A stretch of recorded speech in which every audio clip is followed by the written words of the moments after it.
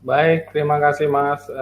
Terima kasih juga Praba Engineering diberi kesempatan oleh Sipilpedia untuk mengisi acara sesi training ini. Mudah-mudahan bermanfaat saat kita semua kerja di rumah. Kita bisa mengoptimalkan apa yang kita punya untuk mengupgrade. Jadi ke depan ketika Corona sudah selesai, mudah-mudahan kita sudah dapat bekal ilmu-ilmu baru, software-software baru, atau pengetahuan-pengetahuan baru ya. Oke, saya mulai saja. Perkenalkan, nama saya Muslih dari Praba Engineering. Jadi kali ini saya akan memperkenalkan, mungkin sudah banyak rekan-rekan yang mengenal mengenai Civil 3D. Jadi Civil 3D ini adalah software kategori dari BIM yang masuk di bidang infrastruktur. Ada beberapa software BIM lain yang kita pelajari untuk melengkapinya, tapi salah satu backbone atau fasilitas utama yang akan kita pakai dalam pekerjaan infrastruktur, terutama untuk modeling dan pekerjaan geometriknya menggunakan Civil 3D. Berikutnya, sebentar ya. Oke. Autodesk Civil 3D yaitu pengembangan dari AutoCAD. Mungkin kawan-kawan yang dulu biasa memakai AutoCAD, terutama yang senior, ada namanya Sofdesk. Jadi dari Sofdesk itu dikembangkan lagi ke dalam Land Desktop. Mungkin kawan-kawan juga sudah banyak yang tahu, di kampus juga biasanya masih diajari cara penggunaan dengan Land Desktop. Nah, sesudah 2008 dikembangkan lagi menjadi BIM Civil 3D. Jadi dia berkembang sampai saat ini bercampur dengan software-software BIM lain, saling melengkapi ya. Google Earth adalah sebuah program global yang kita sangat mungkin familiar, hampir semua orang memakainya. Nah, itu juga kita sebagai insan infrastruktur harus wajib untuk mengetahui secara basic bagaimana mengoperasikannya, terutama untuk petunjuk wilayah dan lokasi. Lalu materi webinar yaitu cara mudah melakukan cross section lapangan dengan Google Earth dan Civil 3D. Nah, di sini nanti kita akan melakukan cross check awal. Jadi baik kita sebagai perencana, baik kita sebagai surveyor, baik kita sebagai mungkin tim dari staf pekerjaan desain, itu harus mengetahui bagaimana cara mengecek lokasi benar atau tidaknya. Jadi ketika kita turun ke lapangan, kita tidak bingung di mana kita akan memulai proses pekerjaannya itu. Lalu import data, yaitu mengimport data lapangan. Nanti dari data topo kita bisa import di sini. Lalu kita jadikan lahan. Menyiapkan lahan dan menghitung volume galian dan timbunan, yaitu nanti kita setelah mempunyai lahan existing, kita bisa membuat lahan rencana.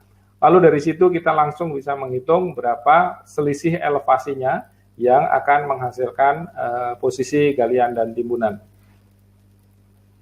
Nah, di Civil 3D sendiri ada dua yang dicakup di dalam pekerjaan infrastruktur, yaitu pekerjaan menerus dan pekerjaan setempat. Pekerjaan menerus itu dipakai untuk pekerjaan jalan, untuk irigasi, drainasi, pipa, rel, dan lain-lain ya. Tipikal bangunannya itu adalah sama, tapi dia memanjang. Itu namanya pekerjaan menerus. Lalu untuk pekerjaan setempat, biasanya kita ada desain namanya pond, ada desain namanya gali timbun, stockyard, menghitung volume, atau mungkin kita membuat lahan, atau lapangan, atau sawah, itu namanya mendesain lahan di lokasi setempat. Oke. Google Earth materi yang diperlukan adalah yaitu perencanaan dalam penentuan trase. Misalnya kita sedang dalam kondisi preliminary design, itu sangat membantu dengan Google Earth ini, karena biasanya pada tahap preliminary design itu belum menerjunkan tim survei topografi lapangan. Jadi kita baru bisa mengira-ngira dengan rancangan awal, maka kita bisa menggunakan Google Earth. Ini juga dipakai oleh surveyor atau siapapun yang berkecimpung di dalam pekerjaan, karena kadang-kadang klien atau mungkin owner itu tidak menggunakan AutoCAD, tapi dia mungkin hanya cek 1-2 lokasi dengan menggunakan KML via Google Earth ya. Nah, ini tujuan dari training kita bisa menghasilkan file KML dengan cepat. Oke, lalu kegiatannya nanti kita akan membuat marking pada Google, lalu menentukan zona UTM Indonesia. Zona UTM Indonesia adalah informasi dasar sebagai kita pekerja infrastruktur di mana kita bekerja. Apakah kita di Sumatera, di Jawa, atau di Papua, kita harus benar-benar paham mengenai zona UTM Indonesia. Lalu setelah itu akan kita plot di Civil 3D, lalu kita superimpose dengan gambar desain, lalu baru ekspor ke KML. Lalu materi berikutnya yaitu import data topo. Untuk contohnya sudah kita siapkan. Nanti mungkin dari Sivilpedia juga sudah menyiapkan video tutorialnya. Jadi karena ini adalah operasionalisasi, maka dia harapkan nanti peserta bisa latihan sendiri ya.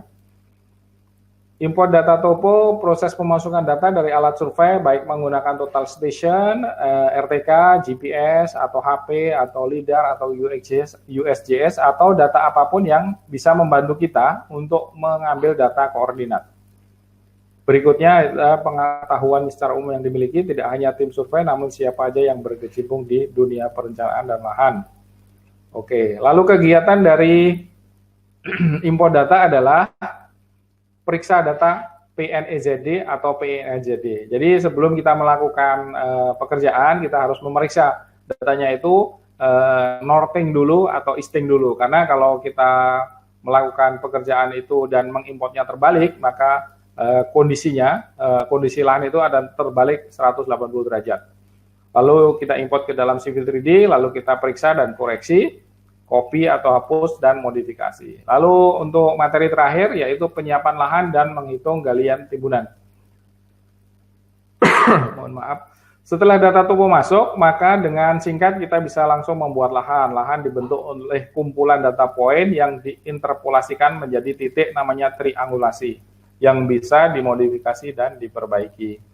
Kegiatannya nanti yaitu penyiapan lahan, penyiapan tanah asli, maksudnya lahan yang didapat dari survei awal, lalu kita membuat lahan rencana, lalu berikutnya membuat perhitungan galian dan timbunan. Nah, kira-kira materi untuk 2 jam ini seperti itu, mungkin tidak terlalu banyak, tapi ini yang basic sekali. Nah, ke depan jika ingin belajar Civil 3D lebih detail, bisa YouTube sekarang sudah mulai banyak, mulai membuat lahan, alinyemen, plan, profile, cross, quantity, baik super elevasi atau bridge modeler, atau geotechnical modul, kita ada beberapa kelas advance untuk jalan tol juga. Oke, presentasinya sampai di sini. Akan kita mulai dari kegiatan yang pertama. Kegiatan pertama adalah cara mudah melakukan cross-check lapangan dengan Google Earth dan Civil 3D. Oke, pertama kita buka Google Earth. Misalnya saya sebagai surveyor, oke, apakah Google Earth saya terdeteksi? Kelihatan di situ, Mas? Layarnya dulu, sebentar Pak. Layarnya harus digeser dulu. Bentar. Iya. Oke Pak, sudah Pak. Silakan buka Google Earth-nya Pak. Oke. Ya. Nah, misalnya saya berada di lokasi. Nah, untuk kita mengetahui di zona mana kita berada, pertama kita googling aja dulu. Ini adalah informasi dasar di mana kita berada. Saya googling, saya cari namanya UTM Indonesia. Oke, enter. Googling web Chrome saya kelihatan? Kelihatan, Pak. Oke, baik. Nah, setelah kita cari UTM Indonesia akan muncul gambar-gambar seperti ini. Lalu kita klik salah satunya. Tunggu sebentar.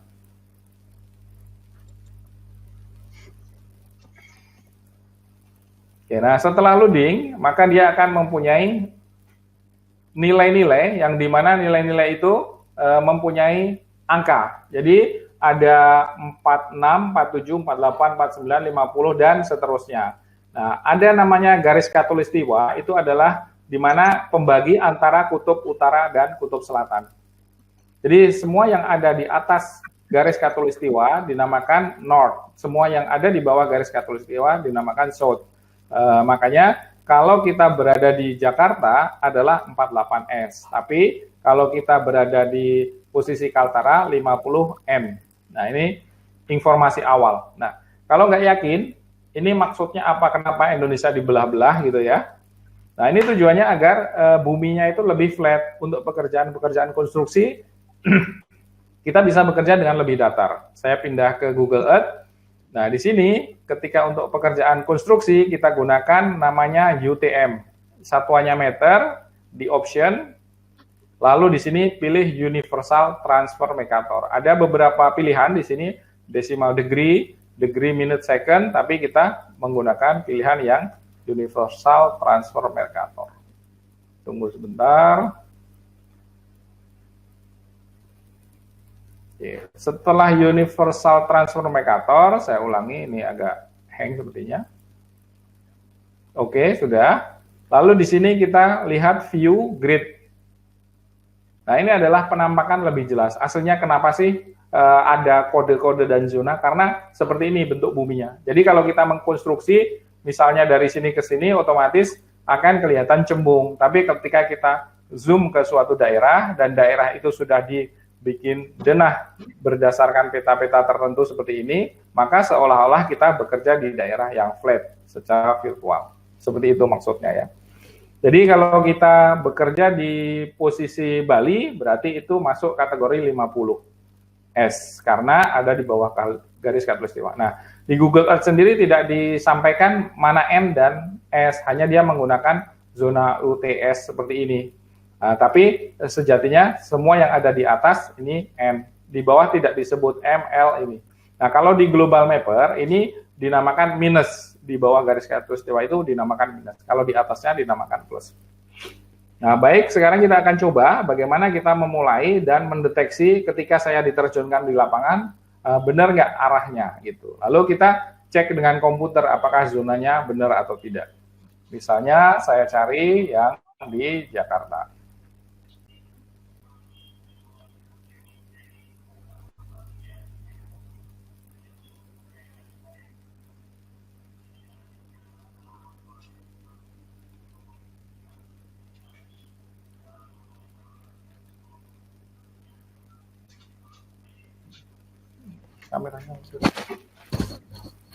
Oke, saya ada di daerah Semanggi ya. Misalnya saya anggap ini hutan yang saya tidak tahu daerahnya mana. Saya disuruh ke lapangan, saya cek benar atau tidaknya. Saya klik dengan ini, namanya place mark. Place mark di sini, saya klik satu, lalu saya kasih nama awal project. Oke, nah, saya jalan dengan GPS. Nah, nanti akan lalu koordinat itu saya tempel. Saya tempel, misalnya di sini. Saya tempel di. Nah, ketika kita ada perubahan, maka kita ketik saja di sini, maka ini akan bergerak sendiri. Misalnya awal project di sini, lalu saya copy koordinatnya ini ke dalam sticky note atau dalam notepad.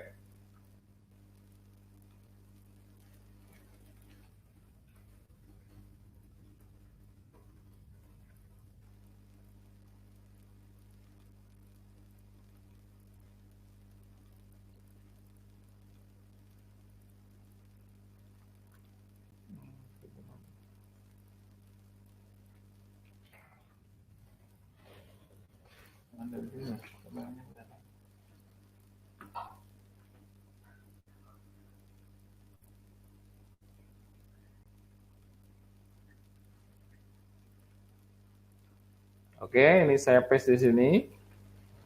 Ya, lalu saya copy. Nah, ini tadi. Yang kedua, ini adalah north. Yang pertama tadi ini, yang kedua adalah north. Sticky note saya kelihatan, Mas? Halo? Kelihatan, Mbak. Oke, baik. Nah, ya. Nggak apa-apa. Oke, ini adalah awal, lalu saya oke aja, lalu saya lanjutkan. Ini misalnya saya belok ke sini atau belok ke sini, nanti tergantung dari data surveinya aja ya. Ini misalnya persimpangan.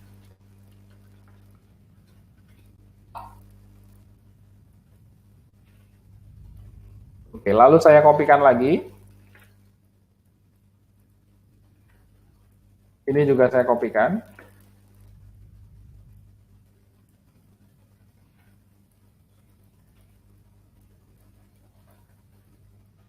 lalu oke, lalu terakhir 3 saja kita sebagai contoh. Oke, di akhir project, akhir.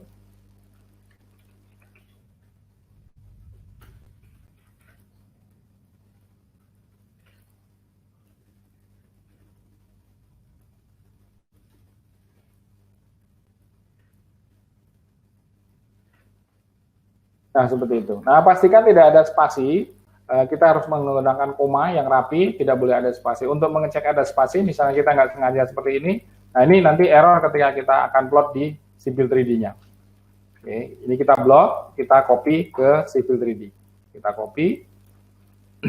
Nah, untuk informasi awal yang belum memakai Civil 3D, ketika kita install, ini ada versi studentnya, banyak untuk format-format Autodesk, banyak versi student, nanti bisa langsung di-download saja untuk belajar dengan memasuki sebagai mahasiswa, terutama mahasiswa yang belum lulus ya. Kita ke sini. Kalau desktop saya kelihatan, Mas? Halo? Halo? Kelihatan, Pak. Oke, baik. Ini ada imperial, ada metrik. Pastikan kita menggunakan metrik. Kenapa? Karena satuannya adalah meter. Jadi kalau kita keliru membuka dengan imperial, maka satuannya adalah inci. Jadi ketika kita menghitung, tidak ada kubikasinya. Tapi kalau kita menggunakan metrik, maka nanti volumenya otomatis meter kubik. Nah, setelah saya buka, hasilnya seperti ini. Mungkin banyak yang belum tahu atau sudah biasa memakai. Ini saya perkenalkan kembali. Ini adalah klik home di sini. Nah, ini adalah menu. Ini adalah versi AutoCAD biasa. Tapi ketika kita mau mengaktifkan menu yang lebih banyak lagi, kita ketik menu bar, enter, angka 1, enter.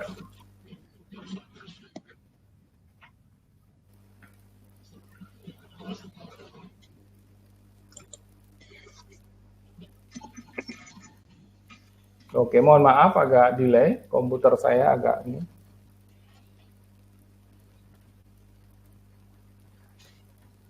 Oke, nah sekarang kita lihat ini lebih banyak menunya ya.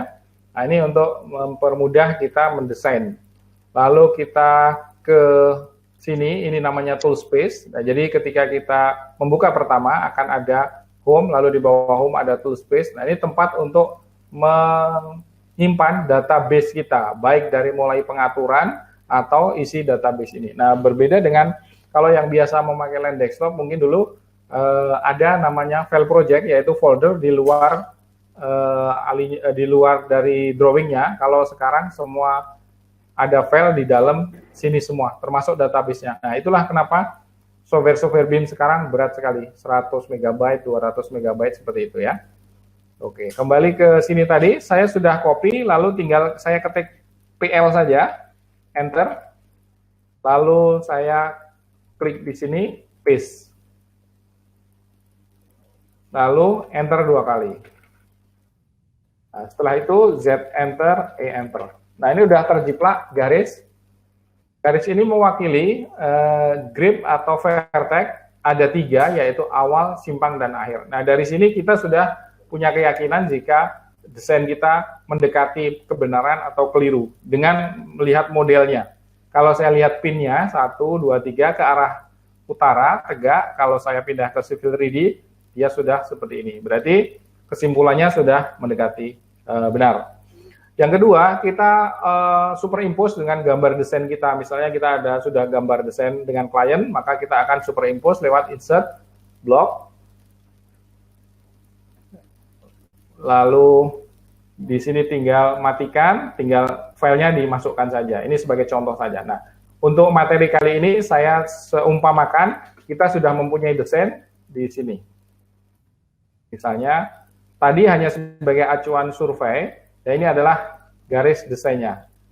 Ada akan perubahan jalan baru di posisi ini. Yang tadinya jalannya lurus, sekarang kita akan membuat jalan lebih lebar dan belok. Nah, jadi ini warna merah ini merepresentasikan desain baru, warna putih adalah data lapangan yang sudah dicek. Oke. Berikutnya kita akan kembalikan plot lagi di posisi Google Earth dan menampilkan file KML. Jadi dengan ekspor kita otomatis memproduksi file KML. Nah, tujuannya file KML ini bisa di-share ke banyak pihak, terutama owner dan klien yang tidak membuka dengan AutoCAD. Caranya yaitu kita ke setting, lalu drawing, klik kanan, edit drawing setting. Nah, karena kita bekerja di infrastruktur dan software ini untuk pekerjaan infrastruktur, maka berbeda dengan AutoCAD. Setiap kita melakukan pekerjaan harus kita setting zona, setting lokasi, setting unit, ya. Nah, untuk itu kita ke sini. Setelah ke setting tadi, ke projection. Di sini ada namanya WGS 84 datum. Nah, lalu setelah WGS 84 datum ini adalah Indonesia yang meratifikasi tahun 84 update-nya, ya.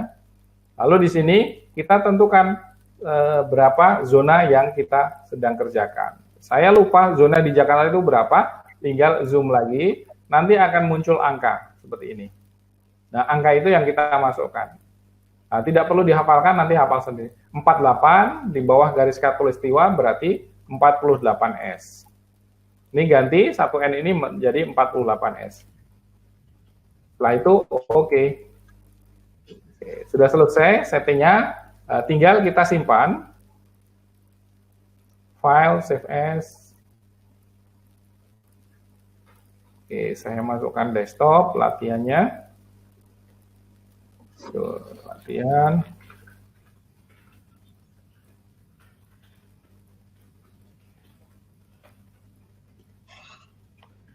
Baik, latihan cross-check Google Earth. Saya simpan.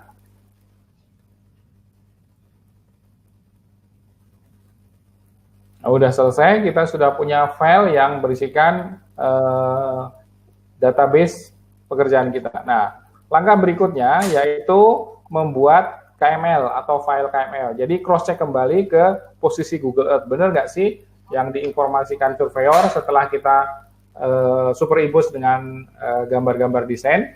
Ada di sini, di toolbox, lalu miscellaneous utilities, lalu ke export KML, export KML. Nah, ini cara membuat file KML mudah di sini, ya. Execute saja. Oke, lalu next lagi, next lagi, next lagi. Ini ada drape object, kita pilih drape. Kalau kita pilih elevation, maka dia elevasinya akan mengikuti lurus saja. Tapi kalau drape, maka dia akan berada di atas tanah. Next. Nah, di sini kalau kita lihat ada di My Document di file yang sama ini, lalu di sini ada nama file, ekstensinya KMZ. Jadi sudah tercipta file KMZ sendiri. Tinggal export saja, lalu view. Oke, ini saya oke aja. Nah, sudah ada di sini namanya latihan Google Earth. Lalu kita ngezoomnya ke lokasi, tinggal double klik di model. Nah, seperti itu. Nah, dari sini kita juga sudah langsung berkeyakinan bahwa, oh ternyata datanya benar ketika saya cek, benar-benar ada di lokasi. Seperti itu salah satu cara untuk meng-cross-check dari database-nya. Nah, kalau kita presentasi, misalnya saya butuh ROW, butuh jalan, ini akan saya update di posisi jalan ini, saya offset.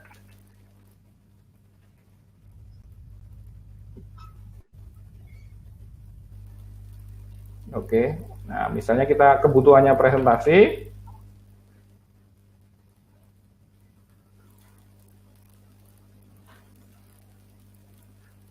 Oke, garis putih saya buang karena ini hanya data awal.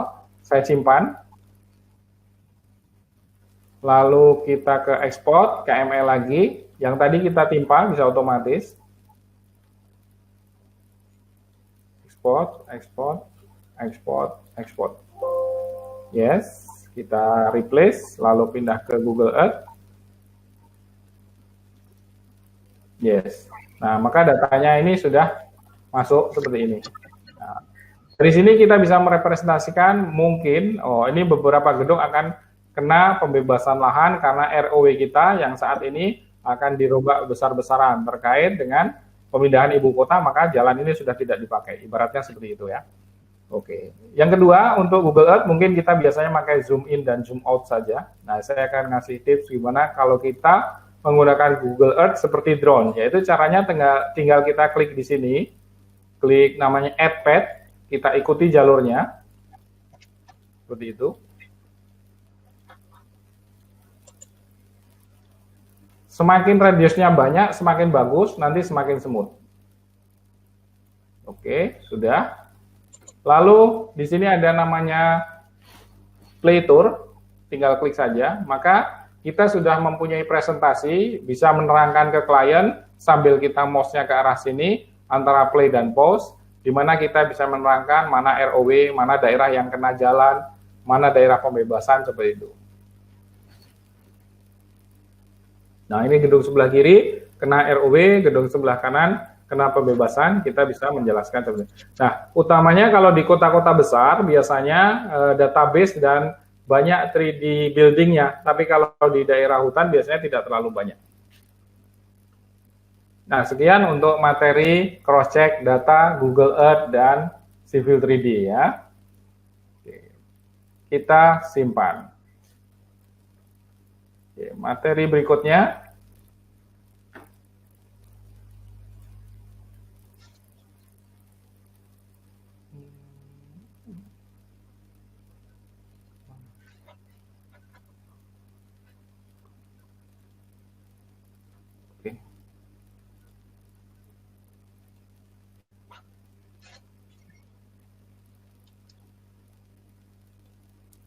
Yaitu import data topografi.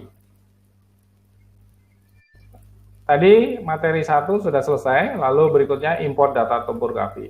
Untuk mengimport data topo, pastikan kita harus apa langkahnya, yaitu mengecek dulu north east dulu atau east north dulu. Tidak boleh kebalik ya. Import data topografi, proses pemasukan data, pengetahuan aktivitasnya yaitu adalah periksa PNEZD atau PENZD. Saya sudah siapkan bahannya, nanti bisa saya kirimkan untuk berlatih ya. Kita ke Civil 3D. Ini saya hapus, saya tutup. Saya ke materi nomor 2. Start drawing baru.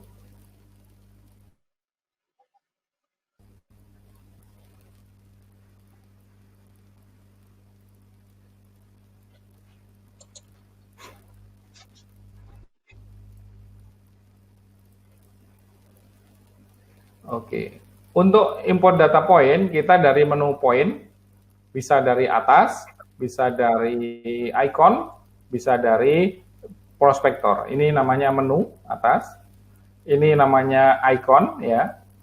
Ini namanya prospektor. Ketiganya bisa. Oke, tapi sebelum mengimport point, saya akan cek dulu datanya. Ini data saya.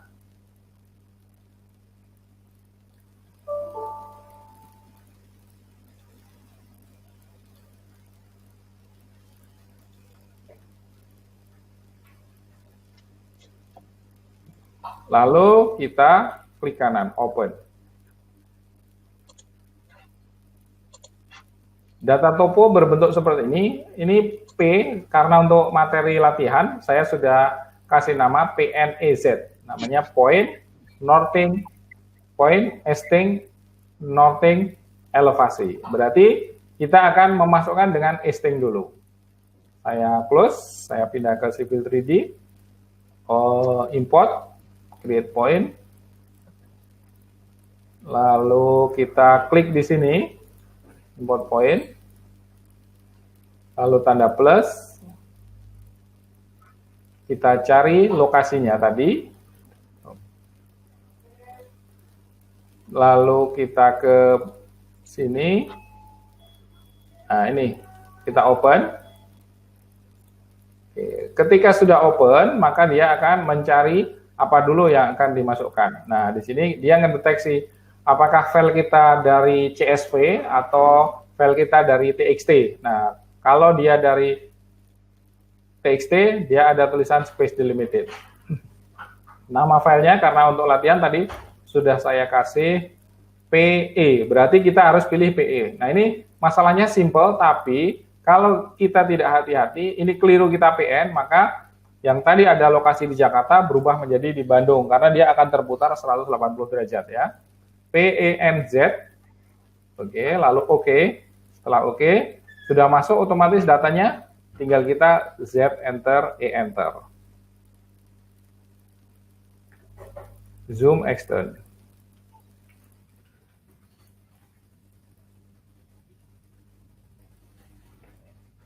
Oke, seperti ini ya. Nah, ini adalah data survei yang dihasilkan dari data topografi.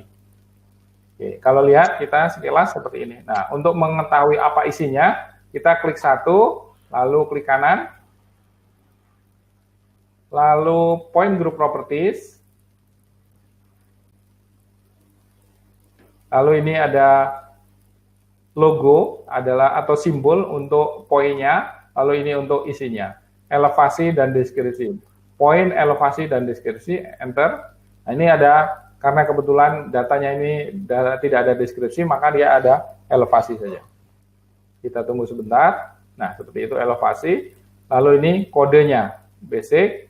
Lalu misalnya dia benchmark. Jadi, klik sekali, maka akan terganti semua.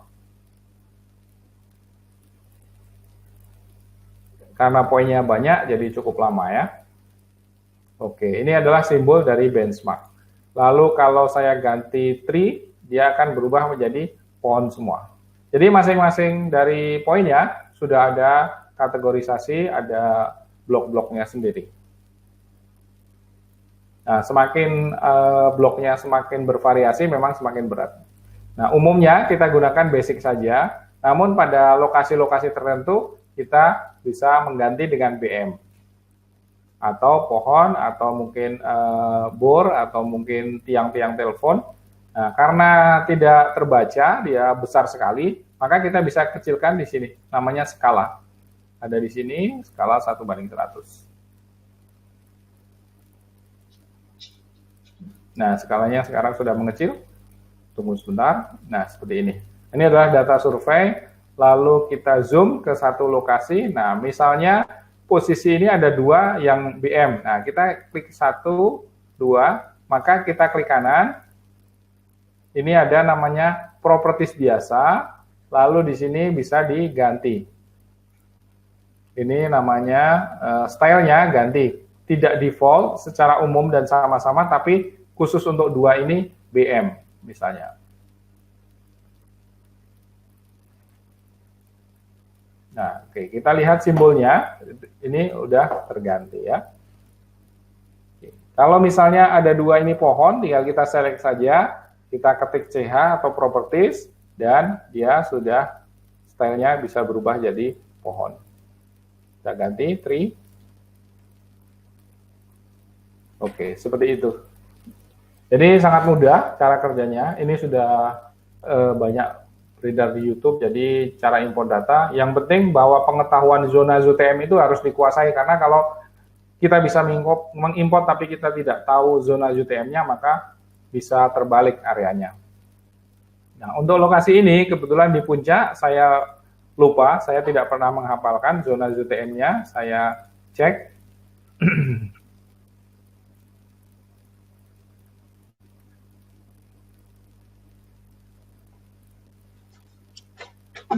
Oke, dia masih masuk ke 48S. Berarti akan kita setting menjadi 48S. Ada di sini, mengulangi yang tadi, klik kanan, edit drawing setting. Ingat-ingat aja tahun 84. BGS tahun 84. Nomor 8 dari bawah, langsung cari, nggak usah cari satu-satu, pentokin aja. Nomor 8 dari bawah, lalu kita pilih ini ganti 48S. Oke kalau sudah. Nah, setelah itu baru kita simpan. File.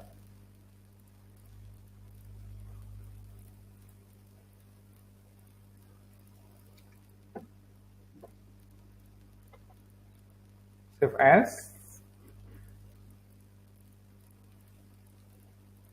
Oke, latihan import point.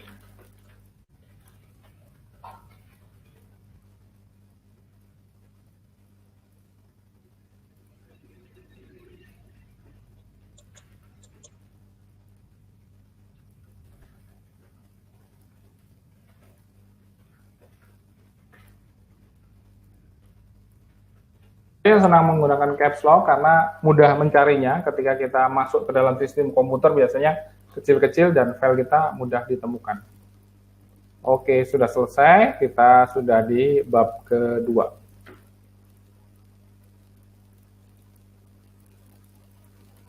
Oke, adalah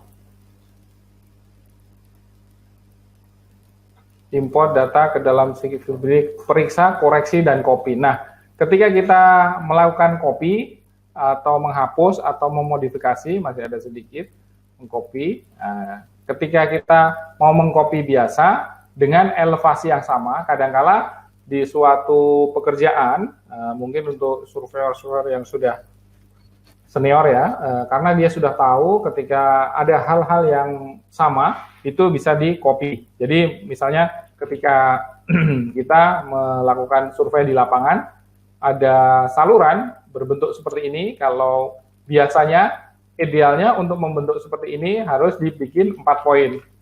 4 poin atau 4 lokasi yang harus disurvei, atas, bawah, bawah, atas. Nah, tujuannya untuk membuat lokasi yang presisi. Namun, kalau sudah kawakan biasanya ada trik sedikit. Jadi dia ngambilnya cuma 3 poin saja. Seperti ini. Tapi ada efeknya, yaitu efeknya bahwa nanti di komputer akan menghasilkan data seperti ini. Yang aslinya di lapangan V atau U, yang U tiba-tiba jadi V. Kenapa? Karena memang datanya apa adanya seperti itu. Nah, untuk itu dia merekayasa di dalam komputer agar ini di-copy. Tujuannya agar dia poinnya karena dia menurutnya sama, jadi dia bisa dikopikan. Catatan untuk yang seperti ini bahwa ketika kita merekayasa poin atau kita membuat data di lapangan sangat sederhana, kita harus mempunyai sketch, dan itu memang sudah tugas orang lapangan untuk membuat sketch. Jadi kita harus men-sketch berapa tinggi elevasinya dari sini ke sini. Itu harus kita deskripsikan, berapa lebarnya. Nah, tujuannya ketika nanti kita mengcopy poin, itu tidak ngawur atau tidak jauh dari aktual di lapangan. Jadi ketika kita mempunyai sketch, maka ini bisa dikopikan dengan jarak. Ini bisa dikopi ke sini. Ini bisa dikopi dengan jarak ke sini. Nah, jadi posisi dari saluran ini benar-benar presisi sesuai dengan yang di lapangan. Sama dengan ini, kalau saya mengkopikan dengan jarak, saya CO saja, saya klik objeknya, saya hidupkan F8, saya ketik 100, maka dia akan terkopi sepanjang 100 meter persegi. Oke, 100 kepanjangannya. Saya coba 20. Ketik angka 20, maka dia akan terkopi sejarak 20. Dengan catatan ini dan ini elevasinya sama.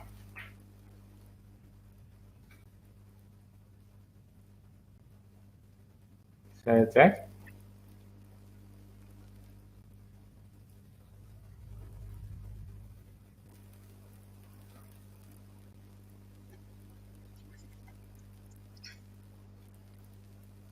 Oke, 20 ini nggak presisi karena nggak dari sudut ke sudut ya. Intinya ketika kita sudah ketik angka, maka 20. Namun, ketika berbeda elevasi, misalnya ternyata elevasinya saluran itu tidak sama. Misalnya kayak gini. Berarti dari ujung ke ujung itu tidak sama ya. Misalnya salah satu miring. Itu jarang terjadi, tapi mungkin saja. Nah, berarti kita selain mengcopy, kita harus merubah elevasinya. Nah, cara merubahnya, tinggal klik poinnya, lalu edit point. Edit point, lalu ini di sini, lalu masukkan saja berapa ininya. Misalnya 110.00, kita cek. Kita tinggal enter saja, maka ini sudah termodifikasi. Nah, demikian mudahnya operasionalisasi Civil 3D untuk pekerjaan sehari-hari. Jadi kita tidak harus jadi perencana, mungkin semua staf bisa mengoperasikan ini karena ini sebenarnya bersifat umum ya. Nanti kalau sudah jadi perencana memang wajib untuk mendalami lebih detail lagi.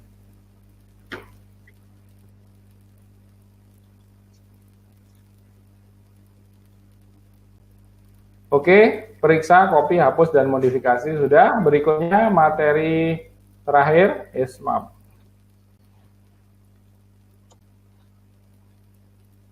Yaitu penyiapan lahan dan menghitung volume. Oke, kegiatannya adalah menyiapkan lahan, surface, penyiapan lahan rencana, perhitungan galian dan timbunan. Baik, pertama kita akan menyiapkan lahan, surface-nya ya. Kita ke Civil 3D. Oke, saya hapus ini. Saya cek, ini saya buang.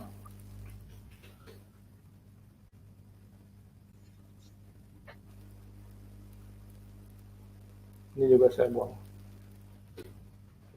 Saya simpan, habis itu saya save as. Nah, siapa tahu nanti kawan-kawan butuh file latihan, saya menggunakan versi 2020 ya, nanti saya bisa kasihkan ke Civilpedia. Latihan surface. Ada 3, yang pertama cross check tadi, yang kedua import point, yang ketiga latihan surface. Oke. Untuk membuat surface, karena sudah ada data point, untuk membuat surface itu ada beberapa cara, bisa dengan menggunakan desain polyline, bisa menggunakan 3D poly, feature line, atau beberapa data. Salah satunya adalah data topo. Dengan menggunakan data topo, kita buat surface. Ini klik di sini, create surface, lalu kasih nama dulu. Surface existing.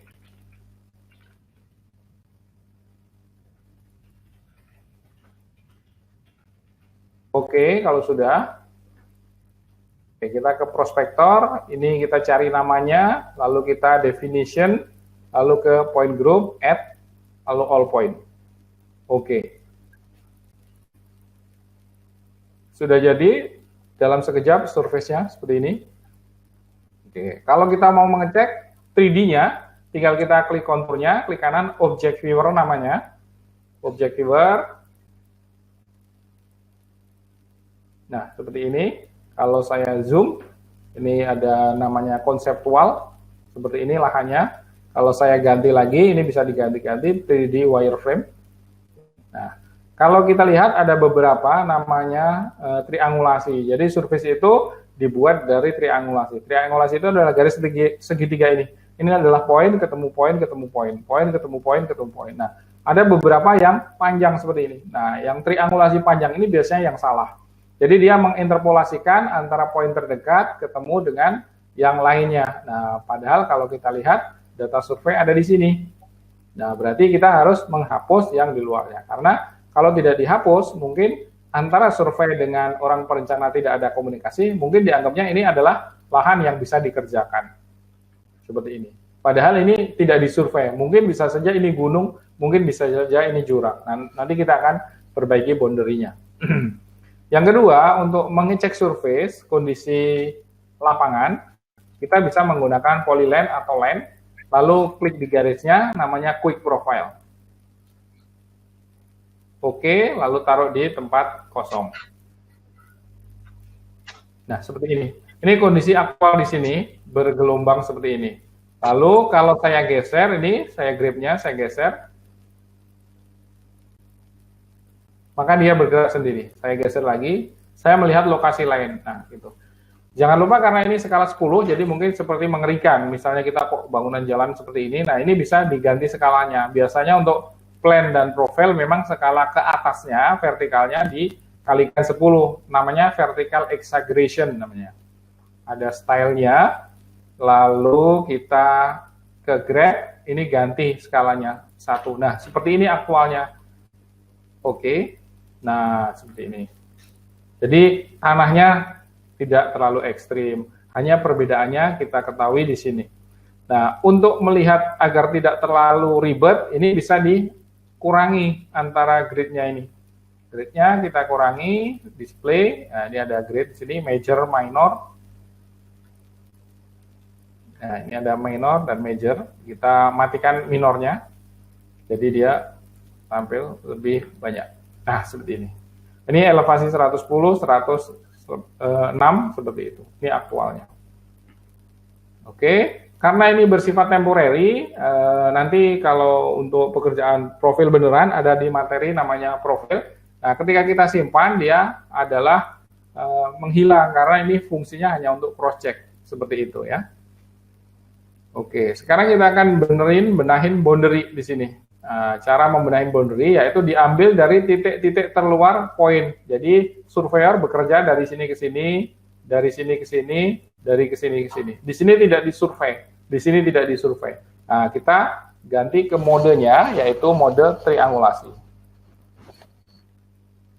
Klik, lalu ini contour and triangle, oke. Nah, dari sini kita bisa memastikan bahwa kontur yang panjang, triangulasi yang panjang adalah triangulasi yang salah. Caranya, edit surface, delete line, kita pilih dari kontur terluar, titik poin terluar sini, saya tarik ke arah luar sini. Nah, seperti ini. Nah, ini namanya memperbaiki boundary. Ini asli data survei di lapangan seperti ini. Titiknya saya hapus. Oke, ini juga tidak ada. Ini juga tidak ada. Oke, jadi yang disurvei seperti ini. Object viewer.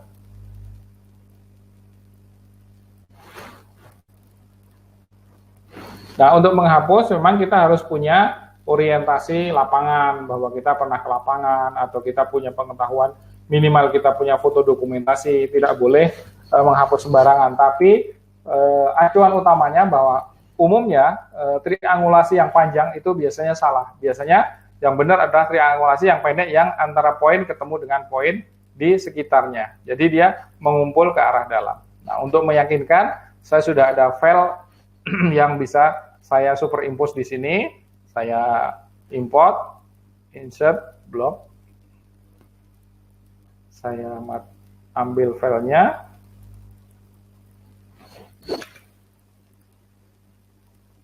Ada di training.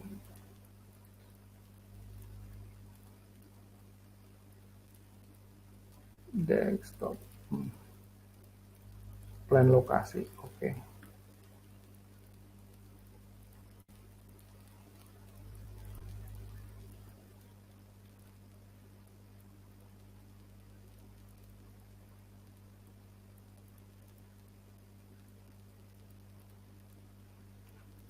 Oke, tunggu sebentar, mungkin agak sedikit lama.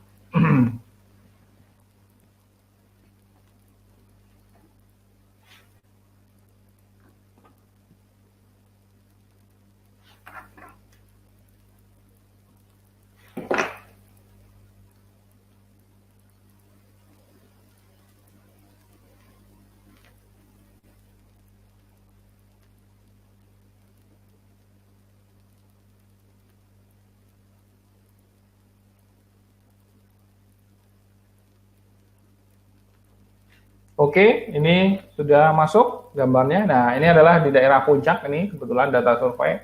Ini adalah jalan existing, seperti itu yang tadi saya sampaikan. Di sini sebenarnya gunung tinggi. Kalau tadi kita tidak potong, maka dianggapnya di daerah datar. Padahal ini daerah puncak, tahu sendiri kan, terjal-terjal sekali. Nah, ini lahannya, kalau saya object viewer, seperti ini. Nah, ini jalan. Lalu ini lahan. Nah, untuk materi latihan ini saya akan membuat perencanaan lahan di sini. Oke, sudah saya simpan untuk latihan membuat surface. Berikutnya kita ke materi lanjutan.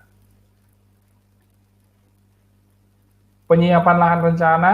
Nah, kita akan menyiapkan lahan rencana. Tadi menyiapkan lahan existingnya, sekarang akan ke rencananya. Baru kita akan menghitung galian dan timbunan. Oke, ini sudah selesai, tapi nanti akan kita buka lagi. Berarti kita ke sini aja ya. Oke, nah sekarang setelah surface existing selesai, saya akan file save as lagi, latihan, surface rencana plus earthwork. Pekerjaan tanah. Simpan. Nah, untuk membuat rencana, misalnya contoh kita akan membuat rencana di sini untuk meringankan nanti jadi kerjanya tidak terlalu berat. Ini bisa dimatikan, dinonaktifkan. Point group properties. Lalu kita ini none, kita pilih none, ini pilih none. Oke. Jadi relatif kita lebih ringan kerjanya. Lalu surface-nya saya ganti mode, surface properties, kontur and triangulasi. Ini.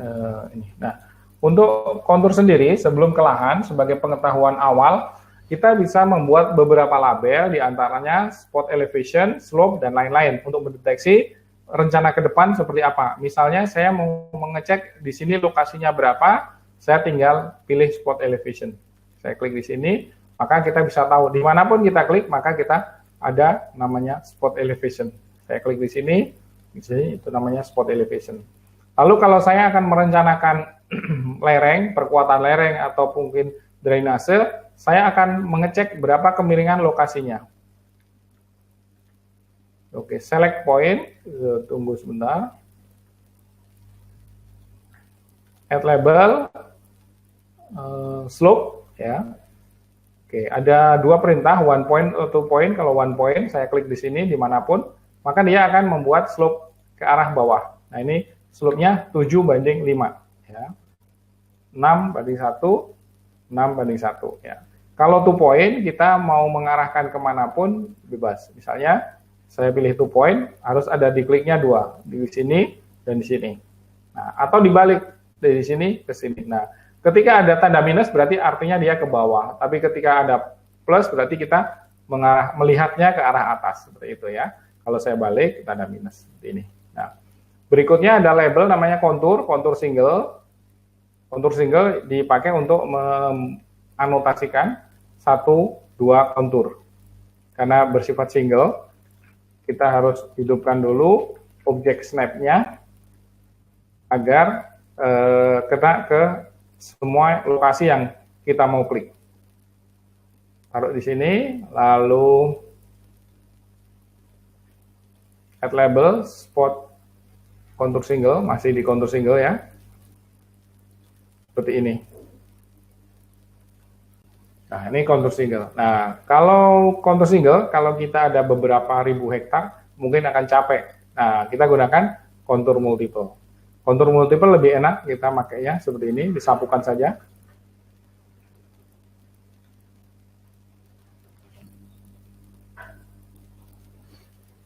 Oke, kalau sudah, nah kalau sudah kita, ini terlalu kecil, kita bisa besarkan. Oke, ini juga saya matikan. Nah, kekurangan dari kontur multiple, kalau yang ini adalah, yaitu ketika dia menunjuk ke lokasi, dia ada minor dan major. Nah, minor dan major itu, kalau posisinya berhimpitan, itu menyulitkan, malah tidak terbaca. Nah, untuk antisipasi itu, kita bisa ke properties, lalu ini garisnya di no display. Setelah itu kita kasih false.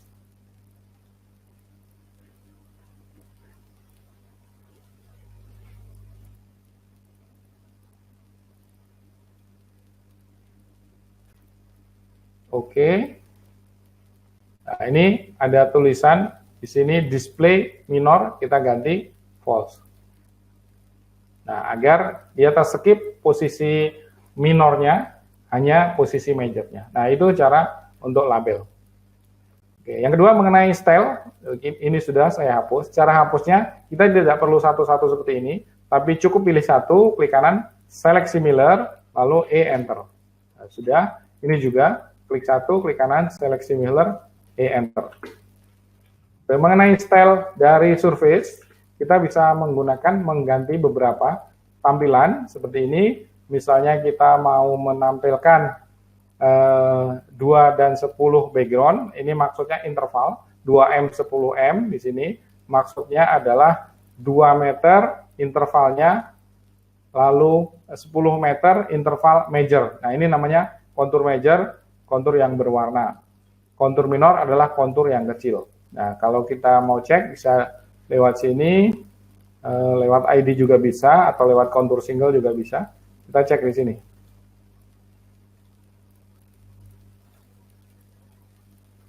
Oke, ini adalah kontur minor 98 dan 96. Berarti ini 2. Ini 1100 dan ini 1090. Berarti sekitar 10. Surface properties.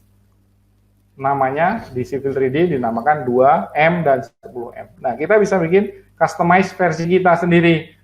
Untuk detail desain saya menggunakan 0,25 misalnya, 25 cm. Kenapa? Karena kalau saya sebagai kontraktor 25 cm tidak dianggap, saya bakal rugi besar, misalnya seperti itu.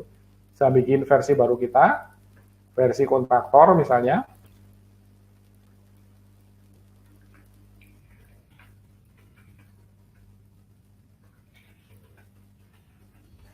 Oke, lalu kita ke kontur, lalu kontur interval. Ini tinggal masukkan. Oh iya, ini belum tak scan, baru namanya. Lalu saya membuat 0,25M dan 5M. Baru saya ke sini, namanya sudah ada, tinggal kita memasukkannya di sini. 0,25, lalu ini 5. Sudah selesai. Kalau kita menggunakan warna-warni, ada di sini di minor dan major kontur. Misalnya di majornya saya akan menggunakan warna merah, oke, atau magenta, silahkan bebas aja. Nama kita sudah terlisting di sini. Kita bisa buat versi kita. Jadi nanti ke depan kita tidak perlu selalu bikin kontur. Kita bisa memakai apa yang sudah kita punya saja. Hanya setting sekali di awal. Nah, ini adalah kontur versi kita. Seperti itu. Ada beberapa yang kontur versi seperti mapping, yaitu namanya elevation bending, surface property. Nah, sudah kelihatan Civil 3D saya, Mas? Sudah, Pak. Oke, baik. Ini versi kita. Lalu kita akan kadangkala ada butuh versi sebentar ya, yang menggunakan namanya elevation bending. Elevation bending itu di mana setiap elevasinya dinotasikan dengan warna. Contohnya seperti ini, surface properties, elevation bending, apply. Nah, seperti ini. Nah, namun kalau kita plot ini belum ada maknanya karena masih random. Jadi kita harus mengatur warna-warna itu sendiri. Caranya klik surface properties, lalu di analisis mau berapa warna kita mau, tinggal ketik saja, lalu tinggal klik otomatisasi, oke. Nah, sekarang kita sudah mengatur dari elevasi tertinggi ke terendah ada 10 gelang warna. Nah, untuk itu kita lihat di legend, kita klik sini, lalu elevation, lalu ke dinamik, sebentar ya. Oke, dinamik, enter saja. Lalu saya taruh di sini, maka di sini akan muncul namanya gelang warna. Jadi warna minimumnya elevasi berapa, warna merah ini maksimum berapa. Nah, ini juga biasa dipakai untuk orang mining menentukan berdasarkan elevasi-elevasi tertentu, warna tertentu, kandungan mineral tertentu. Nah, ini bisa di customize tidak hanya otomatis. Misalnya saya mau membuat elevasi dengan manual misalnya. Oke, di sini bisa di custom 1045 sampai 1085.00 misalnya.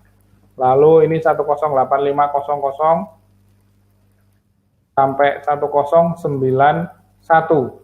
Oke. Nah, misalnya dari 91 ke 92 ini ternyata hanya tanah humus yang tidak dipakai, maka kita tidak include-kan. Kita oke saja, maka yang tidak tertulis di situ akan lubang-lubang seperti ini. Jadi kita bisa mengkategorisasi atau menzonasi berdasarkan elevasi. Ini juga bisa dipakai untuk mitigasi bencana, misalnya ada banjir rob dimulai dari elevasi terendah ke atas. Nah, kita bisa melokalisir bahwa pada lokasi-lokasi ini saja kita fokus bekerja. Misalnya salah satu contoh kasusnya seperti itu. Oh, baik, untuk pengetahuan surface kita akan ke rencana karena udah hampir 1 jam lebih ya. Nanti takutnya pertanyaannya nggak cukup. Sekarang saya akan ke materi terakhir, yaitu materi perencanaan. Adzan yang mau sholat dulu silahkan ya. Penyiapan lahan rencana. Penyiapan lahan rencana saya ganti dengan 1, 2, dan 10. Oke. Saya akan membuat rencana lahan di sini. Saya lokalisir di sini.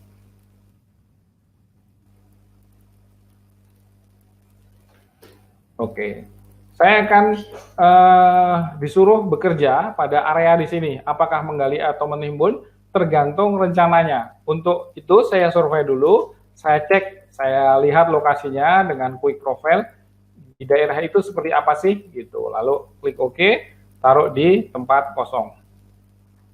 Nah, oh di daerah itu daerahnya seperti ini. daerah bergelombang. Oke. Saya copy dulu. PO.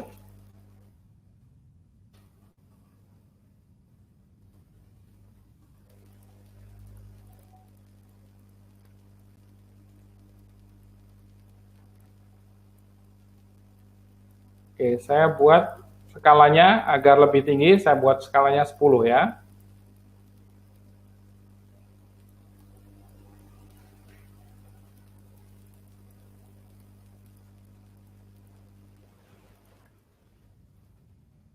Oke, seperti ini. Ini lokasi yang saya tunjuk ini. Lalu saya explode ini agar dia paten. Karena kalau ini masih berupa data, ketika ketika saya tidak explode, maka dia akan jadi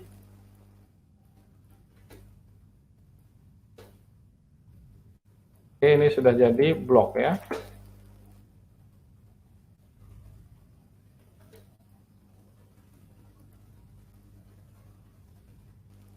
Ada beberapa tipe perencanaan, kita akan membahas 3 kasus contohnya. Oke, saya copy ke bawahnya, kasus A, kasus B, kasus C.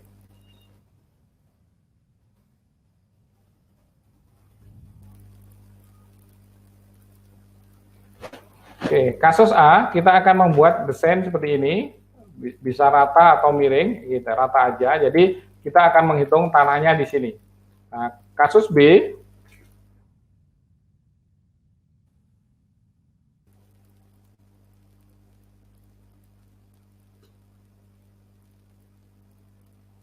jadi nanti yang kita hitung, kali timbunnya dia dihitung tegak lurus seperti ini.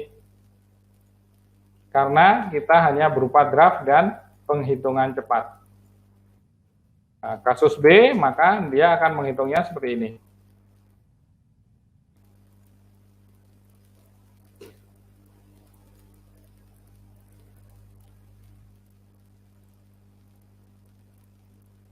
Kita merencanakan kakinya, kaki galian dan timbunan.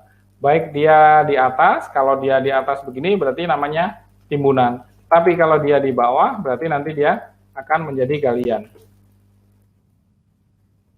Nanti volumenya berubah-ubah sesuai dengan desainnya. Misalnya saya begini berarti ini akan menjadi galian. Kalau saya bawa di sini timbunannya makin tinggi. Tapi intinya bahwa kita bisa merencanakan kakinya. Yang ketiga adalah perencanaannya sama persis, jadi kita timbun apa adanya.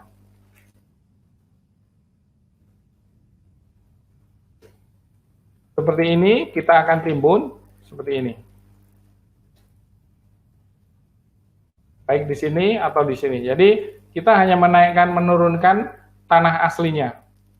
Seperti itu, untuk mengetesnya. Jadi trialnya kita coba beberapa.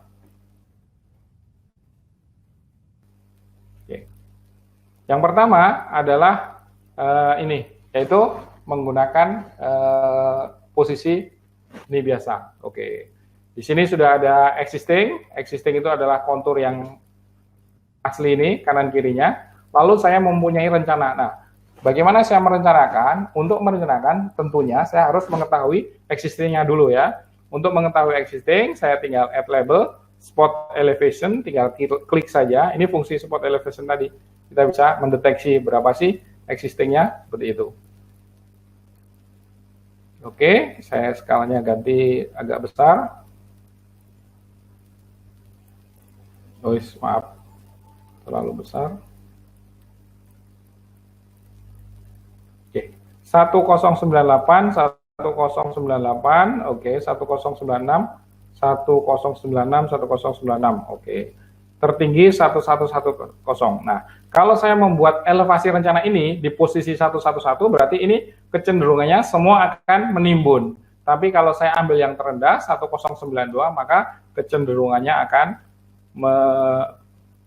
menggali. Oke. Langkah pertama adalah membuat survei rencana. Create survei, lalu survei rencana. Survei rencana. Plus elevasi berapa nanti akan kita tentukan. Oke. Lalu di sini akan kita tentukan. Saya mau menggali atau menimbun. Misalnya kita lagi berdiskusi, kita berdiri di sini, posisi 11. Oke, saya akan menimbun semua ini, karena kalau saya timbun, makin ke sini makin rendah, berarti di sini akan daerahnya akan daerah timbunan. Nah, lalu saya akan masukkan elevasi dari garisnya itu dengan angka 11, 11.00. Ini sama dengan elevasi ini. Langkah berikutnya, ini dijadikan surface rencana. Surface rencana, definition dari brickland. Kalau tadi, waktu di sini, kita ingat surface existing, definisinya dari point group. Nah, sedangkan untuk surface rencana, kita tidak menggunakan data survei karena barangnya belum ada. Jadi kita menggunakan garis desain aja dan perkiraan. Nah, perkiraan saya, di sini akan saya timbun semua, misalnya seperti itu. Nah, kita menggunakan brickland namanya, oke. Setelah oke, lalu pilih saja garisnya. Karena ini sudah dikasih elevasi, maka dia sudah menentukan elevasi. Untuk mengecek sebelum kita hitung kuantitinya, berapa gali berapa timbun, kita klik di sini, kita klik kanan, quick profile, lalu oke, taruh di sini, di sampingnya. Nah, ini adalah elevasi tanah asli, lalu di sini ada elevasi rencana. Berarti ini elevasinya. Di sini ya. Oke. Nah, sekarang tinggal kita menghitung volume, berapa di sini nilai timbunannya. Caranya mudah sekali. Ini tadi sudah ada, saya rename saja. Rencana plus 11.000. Rencana A, saya kasih nama A karena ini untuk latihan pertama ya. 11. Oke. Cara menghitung volumenya yaitu ke menu surface, create surface. Di sini tin volume surface. Jadi mudah sekali, tinggal ini aja. Lalu saya kasih nama volume A. Volume existing versus A. Perencanaan A. Lalu base surface-nya saya masukkan tanah aslinya, yaitu existing, lalu pembandingnya atau comparison surface-nya, saya ambil rencana. Oke, kalau sudah, oke. Nah, sudah selesai. Di sini ada simbol. Jadi di sini sudah ada 3 faktor. Yang pertama adalah existing, yang kedua rencana, yang ketiga adalah quantity. Nah, surface quantity disimbolkan dengan seperti ini. Klik kanan, surface properties, untuk tahu nilainya, tinggal kita cek di sini. Statistik. Volume. Nah, sudah jadi. Ini adalah cut volumenya sebegini, lalu fill volumenya sebegini. Lalu net adalah selisih. Berarti di lokasi ini lebih banyak selisih timbunannya karena tinggi. Kenapa? Karena daerahnya tinggi. Kita akan melihat berapa sih cut-nya, di daerah mana sih cut-nya. Nah, tinggal kita grafikan dengan warna-warni tadi. Klik surface properties. Kita ke analisis, ke information. Di sini elevation bending 2D, apply. Nah, seperti itu. Warna-warnanya tidak teratur. Lalu kita ke analisis, kita kasih 2 warna aja, antara gali dan timbun. Nah, gali adalah semua yang minus dari titik temu, yaitu 0, titik temunya di 0. Lalu ini 0. Nah, lalu oke. Zona seperti ini. Lalu kita surface properties. Oke, harusnya ini sudah terganti ya. Oh, sorry, ini elevation banding apply. Oke, seperti ini. Ini harus di-apply. Ini 2, yang satu galian terdalam adalah minus 3 meter dari permukaan tanah, sedangkan timbunan tertinggi adalah 12 meter. Oke. Nah, ini daerah yang gali yang mana kita bisa bikin tabelnya kalau kita lupa warnanya itu. Yang gali adalah yang merah, yang nimbun adalah yang satunya. Oke. Agar kita tahu mana gali, mana timbun, kita bisa keluarkan legendanya. Nah, add legend. Lalu enter, taruh di sebelahnya. Ini. Daerah timbunan warnanya merah, magenta. Daerah yang satunya atau galian adalah ini. Nah, ternyata setelah kita kasih tahu seperti ini, ownernya mencak-mencak nih, karena volumenya banyak sekali. Jadi kita harus nimbun banyak dan kita harus mengimport material yang cukup banyak sekali. Bagaimana agar kita balance? Saya tidak mau melakukan timbunan sebanyak ini karena proses timbunan akan memakan waktu yang lama. Oke lah kalau begitu kita turunkan agar cari balance-nya. Bagaimana mencari balance-nya? Nah, kita send to back ini, kita kembali ke source awalnya, jadi rencana awalnya. Kita coba trial satu demi satu, tidak bisa langsung otomatis. Ini display order send to back. Jadi kita source awalnya ada di sini, klik kanan. Ini juga surface, display send to back. Source-nya yaitu garis yang tadi, yang sederhana tadi. Kita cek CH. Berapa garis tadi? Elevasinya posisinya di 1100. Nah, sedangkan posisi paling rendah adalah 1092. Kita rata-rata aja. Saya turunkan misalnya 5 meter. 1100, 1095 misalnya. Oke, 10 aja. 1000 gitu. Enter. Lalu oke. Lalu ini tinggal rencana ini kita ganti nama. Jadi bukan 1100 lagi, terlalu tinggi karena kalau 1100 kita akan tekor di posisi timbunannya. Oke. Setelah itu klik kanan rebuild. Sudah jadi. Lalu ini juga rebuild. Sudah jadi. Oke, kita cek hasilnya surface properties. Sebelum ke gambar kita ke statistik dulu, kita cek hasilnya, volumenya. Nah, lihat tadi galinya sekarang segini. Cut-nya malah fill-nya nggak ada sekarang. Ini kebalik, sekarang malah kebablasan kalau 1000 itu. Nah, berarti kita edit lagi sebelum kita melakukan pewarnaan, kita edit lagi. Oh, ternyata nggak bisa nih, bos malah marah-marah kalau kita gali, karena kita akan bingung membuang kemana gitu. Oke, saya kembali ke source-nya, saya cek di 1092 ya. 1095, mungkin tengah-tengahnya. 1095, oke. Oke, tinggal rename, jangan lupa, karena nanti nilainya berapa, namanya berapa, tidak sinkron ya. Nah, kalau mau aman, rename-nya belakangan aja. Biar tidak bolak-balik. Udah, kita rebuild lagi. Rebuild lagi. Kita cek surface-nya. Statistik. Volume. Nah, kita cari sampai ini balance. Dinaik turunkan sekarang. Lebih banyak cut, tapi tidak terlalu banyak karena dia fill-nya juga banyak. Jadi mungkin sisanya cuma 7.000 gitu. Nah, kita update mana lokasi gali, mana lokasi timbun. Pasti akan berbeda sekarang karena galiannya lebih mendekati ke arah rata-rata. Saya dorong lagi biar otomatis. Nah, sekarang galian terdalam adalah 8 meter. Sedangkan tadi 3 meter. Ini 0. Dengan timbunan tertinggi adalah 7 meter. Oke, kita cek zonanya. Nah, seperti ini. Nah, di daerah gali, ini daerah timbun, dan ini otomatis berubah. Lalu di sini juga otomatis berubah. Sudah di posisi ini. Nah, gitu untuk kasus pertama, jadi kita bisa langsung mengaplikasikannya.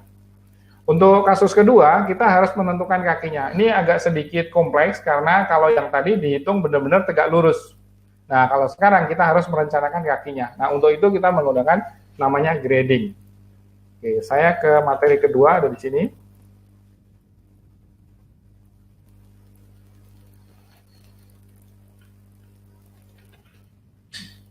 Oke. Lalu kita cek juga elevasinya berapa.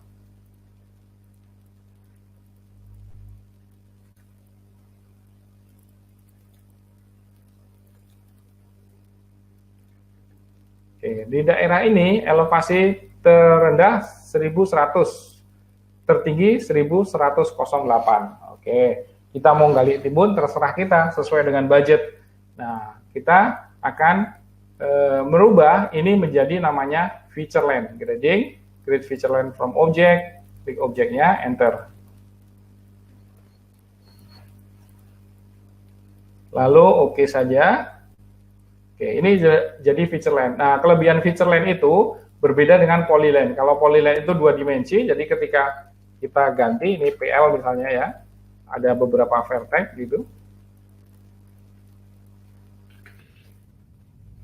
Nah, polyline ini saya rubah sekali, maka dia dari ujung ke ujung terubah. Nah, kalau 3D poly, itu beda. Setiap vertex bisa diedit.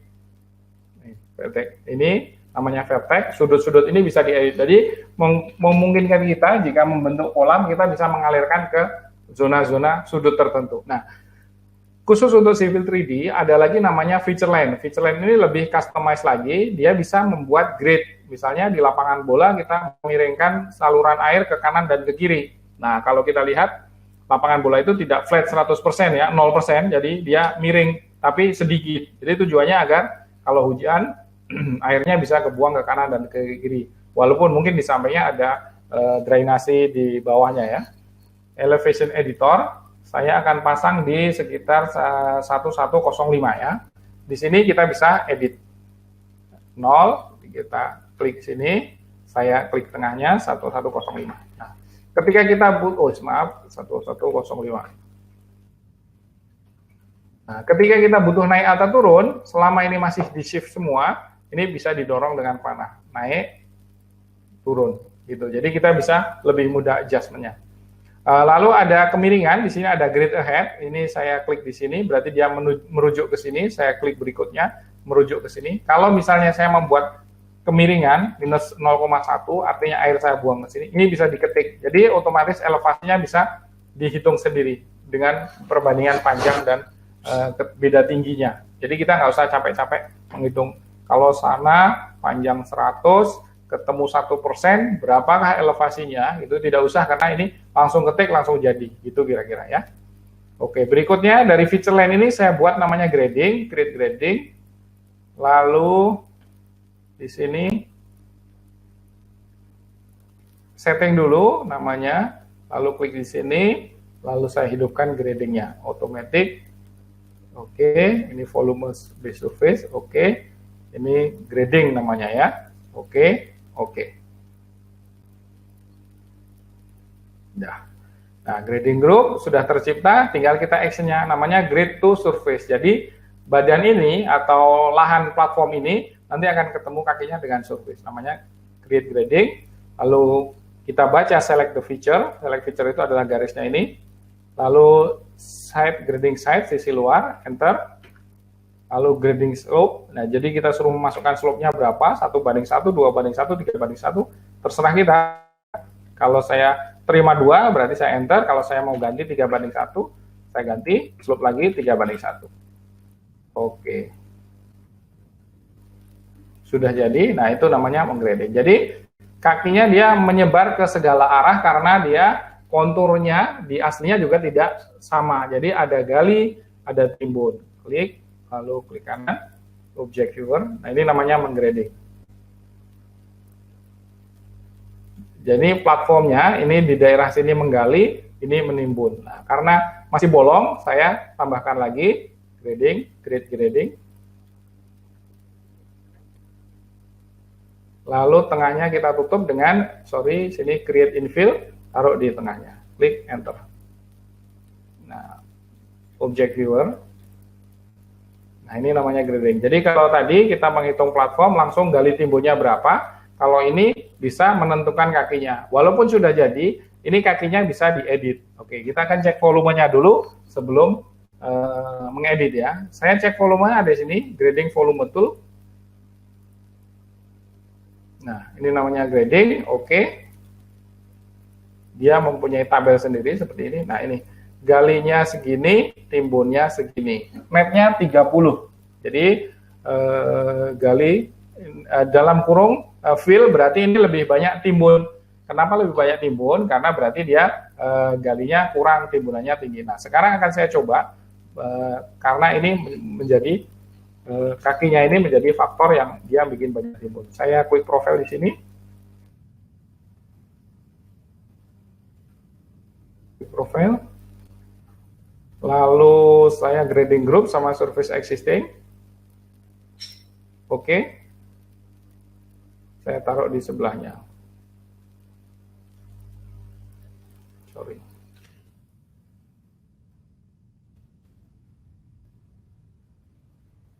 Ini dari bangunan nomor 2, ini desainnya.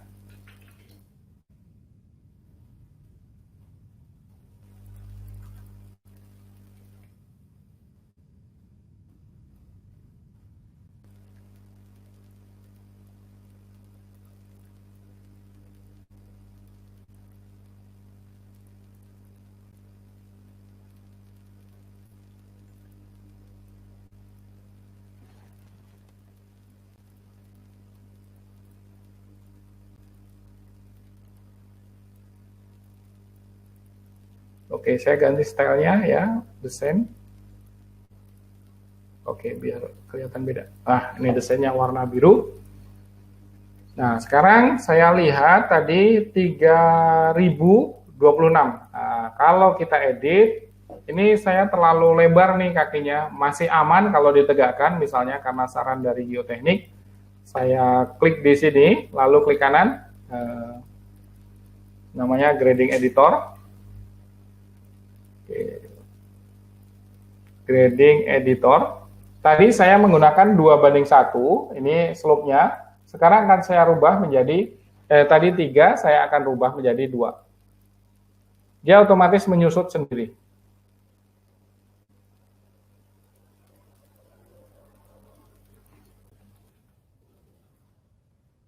Oke, seperti itu. Nah, kita lihat langsung ke hasil di sini.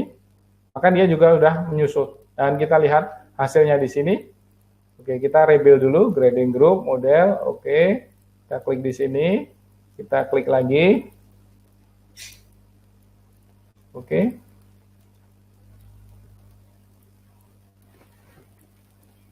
Nah, sudah berkurang. Tadi 30, sekarang jadi 20. Nah, itu cara memodifikasi dan mengcustomize baik elevasinya. Elevasinya juga masih bisa diedit.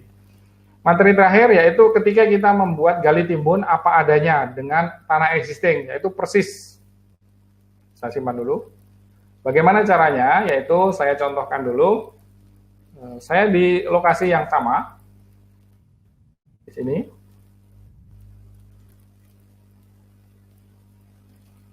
Oke. Di daerah sini saya akan gali atau timbun.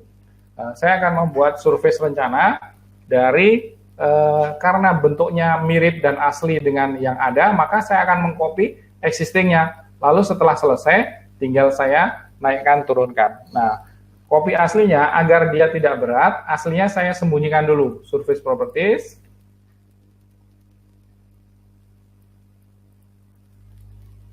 Lalu ini saya ambil hanya border only. Oke, jadi lebih ringan. Oke, lalu saya copy surface, create surface, namanya copy tanah asli, copy existing. Copy existing, oke. Nah, copy existing ini adalah kopian persis dari existing. Ini belum berbentuk apa-apa, tapi saya akan ambilnya di sini, definition, edit, klik kanan, paste surface. Jadi tanah aslinya kita copy persis. Tanah asli, ingat ya. Oke. Nah, ini tanah aslinya sudah tercopy. Nah, lalu tanah asli ini akan kita boundary hanya pada lokasi ini saja. Nah, karena kita hanya bekerja di sini, tidak semua zona kita kerjakan. Namanya boundary, klik kanan, add. Oke, klik garisnya. Sip. Nah, ini kopian dari tanah asli pada zona tersebut. Nah, sekarang kita akan cek dengan quick profile. Di kanan, quick profile. Saya ambil tanah asli dan copy dari tanah asli. Yang lainnya saya matikan. Copy dan tanah asli. Lalu untuk copy, kita gunakan yang versi lain agar warnanya berbeda. Saya menggunakan desain. Oke. Taruh di sini.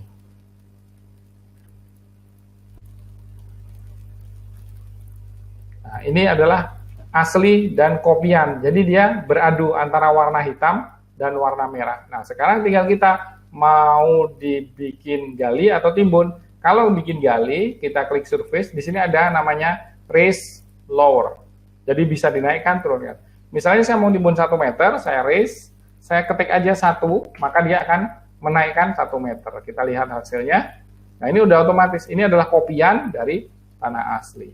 Sudah selesai, tinggal kita hitung volumenya. Caranya, create surface.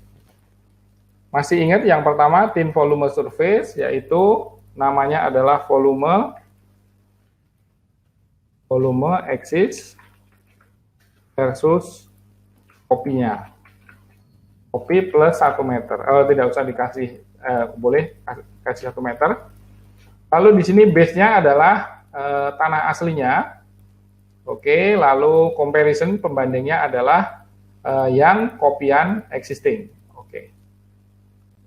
Kopi plus 1 meter, berarti kopinya ini sudah dinaikkan. Oke. Selesai, kita lihat hasilnya di sini, volume ini ada di sini. Kita cek surface properties.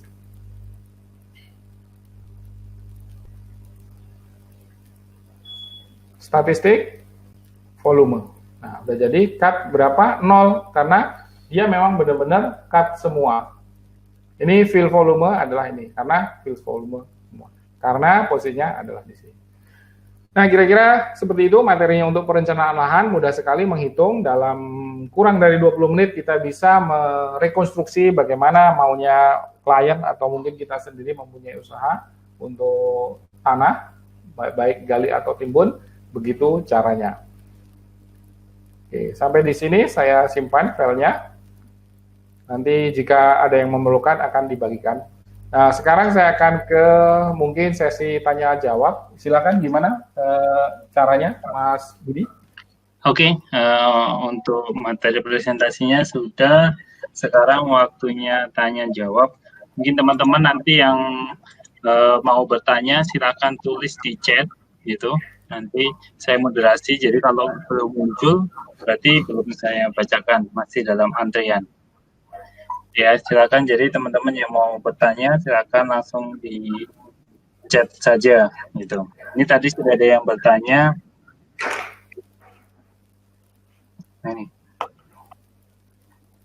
Apakah perusahaan Pak Muslim membuka pelatihan civil 3D? Jika iya, berapa biaya pelatihannya? Dan apakah ada website atau sosial media perusahaannya? Ini, Pak. Langsung buka di ini aja, langsung buka di Facebook, ada LinkedIn, ada, cari aja, googling Praba Engineering, itu aja. Ya.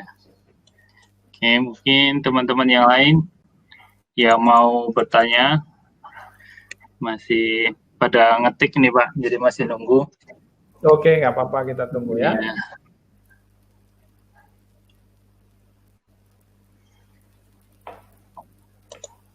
Ada berapa peserta saat ini, Mas?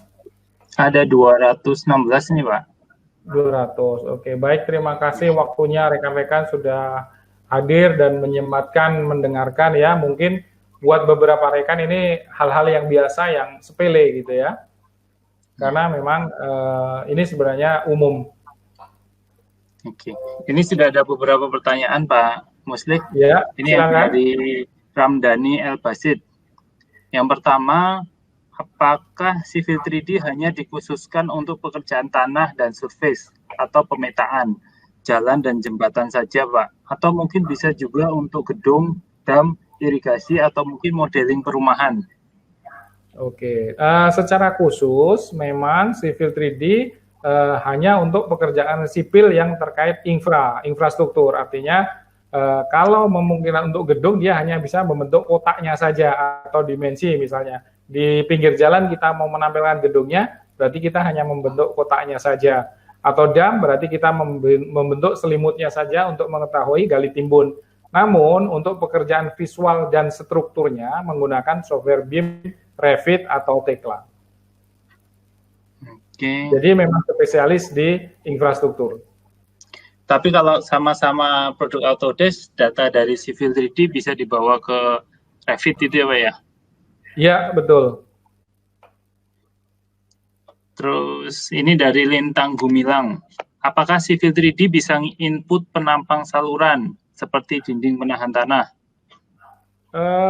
Sebenarnya fungsi Civil 3D sebagai alat. Untuk inputannya mungkin perhitungannya harus sudah disiapkan. Lalu di sana hanya berisi seperti Excel. Jika ketemu tanah ketinggian segini akan membentuk DPT seperti ini. Jika ketemu timbunan seperti ini akan membentuk DPT seperti ini. Tapi itu sudah disiapkan oleh kita. Gitu. Terus dari Eduardo, apakah file data Civil 3D versi yang terbaru bisa dibuka di versi sebelumnya? Tidak bisa kebetulan. Nah, dulu setiap berbeda 1 tahun itu masih bisa. Misalnya 2016 ke 15, lalu 18 ke 17. Tapi saat ini sudah banyak yang nggak bisa. Repotnya ketika kita memang bekerja di perusahaan, ketika kita berubah versi, setiap tahun harus beli versi baru, subscription itu. Oh, tapi kalau umpamanya kita versi 2020, kita buka versi 2019, bisa nggak, Pak? Bisa. Kalau kita bukanya dengan alat yang lebih besar, itu bisa. Bisa. Cuma kayak kemarin kalau di Revit itu kan yang terbaru kan tidak bisa save as ke versi bawahnya ya, Pak? Ini sama, juga save ini juga tidak bisa save as. Ya. Ya, siap. Terus dari Eduardo lagi, apakah bisa memasukkan model jembatan yang sudah dimodel pada Revit ke dalam Civil 3D? Ya, sangat bisa, karena sekarang sudah terintegrasi. Kalau dulu di Civil 3D ada namanya Bridge Modeler 2016, 2017, tapi sejak 18 memang dipaksa untuk belajar BIM, Revit, atau Tekla. Jadi kalau Autodesk memang Revit gitu. Jadi berarti kalau ada pemodelan jembatan itu dimodel dulu di Revit, baru nanti dimasukkan ke Civil 3D gitu ya, Pak ya? Betul, kalau untuk detail. Siap. Terus dari Totok, apakah bisa membuat kontur jalan namun tidak ada di Google? Kalau nggak ada bagaimana? Kontur jalan tidak ada di Google, bisa kita pakai Polyline seperti yang saya contohkan. Bikin aja asal-asalan, karena memang tidak ada acuan untuk presisi. Nah, kalau kita mau kerja benar, memang harus ada acuannya. Baik data survei, baik Google, atau apapun yang dipakai untuk data awal.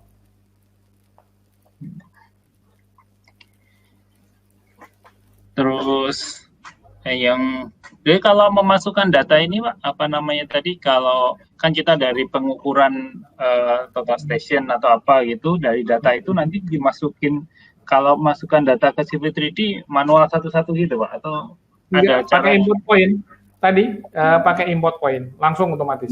Okay. Terus dari Dede Karmawan, kalau mau presentasikan cut and fill di AutoCAD Civil 3D, bisa ditampilkan 3 dimensi?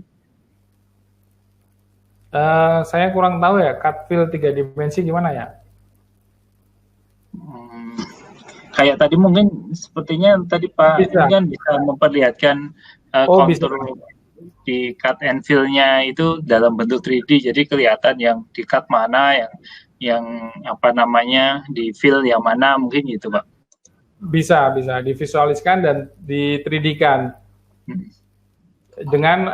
Tapi ketika di view di 3D itu warnanya jadi ada cuma satu pilihan, warna yang tadi wireframe atau warna konseptual. Jadi tidak bisa ini warna warna gali merah, warna timbun hijau, itu tidak bisa kalau untuk diputar, di rotate di 3D. Oke. Terus yang pertanyaan kedua, apakah hasil cut and fill bisa secara otomatis terhitung di Civil 3D, tidak harus menggunakan Excel? Tadi sudah disampaikan sudah otomatis ya, Pak ya?